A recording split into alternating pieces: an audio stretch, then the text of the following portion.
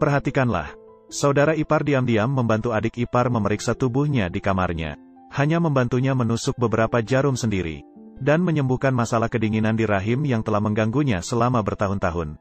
Adik ipar yang sembuh dari penyakit malu-malu merapikan pakaiannya. Dengan malu-malu ia berseru, saudara ipar sungguh hebat. Namun, saudara ipar tidak merasa senang. Swear, jangan panggil saya saudara ipar lagi di masa depan. Saya sudah bercerai dengan kakakmu. Apa? Adik ipar terlihat bingung. Dia yakin saudara ipar sedang bercanda dengannya. Barulah adik ipar menyadari dengan sedih ketika saudara ipar mengeluarkan surat cerai dari saku. Adik ipar merasa sedih menyadari bahwa dia tidak akan bisa lagi meminta saudara ipar memeriksakan tubuhnya. Dengan cepat dia bertanya apakah keluarga kembali membuat kesulitan bagi saudara ipar. Dia langsung ingin menelepon keluarga untuk memastikan. Saudara ipar menjelaskan bahwa itu tidak ada hubungannya dengan keluarga. Melainkan kakaknya merasa tidak puas sejak menikah. Selalu gagal meninggalkannya. Setelah berbicara, dia bangkit dan bersiap-siap untuk pergi. Tidak disangka, adik ipar langsung memeluknya dari belakang.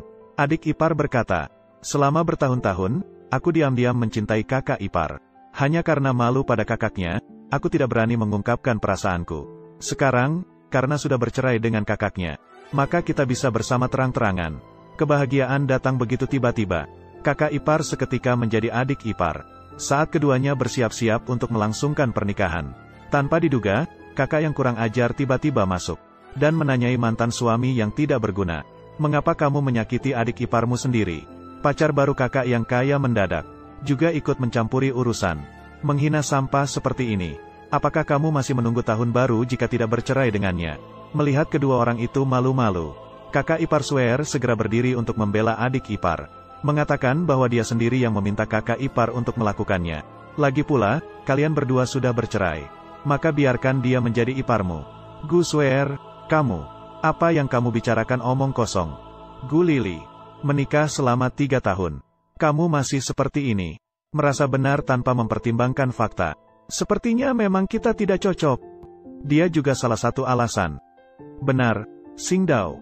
Lalu apa? Bahkan dapat membantu perusahaan Go Public. Sementara kamu hanya bisa mencuci dan memasak.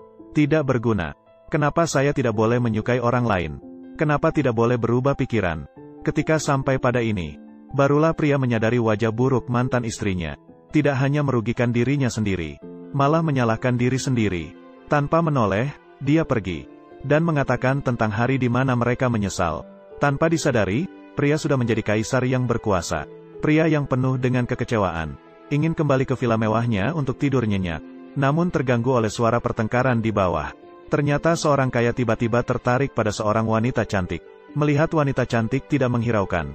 Dia ingin mendekat dan bertingkah aneh. Akhirnya dia didorong jatuh oleh wanita cantik.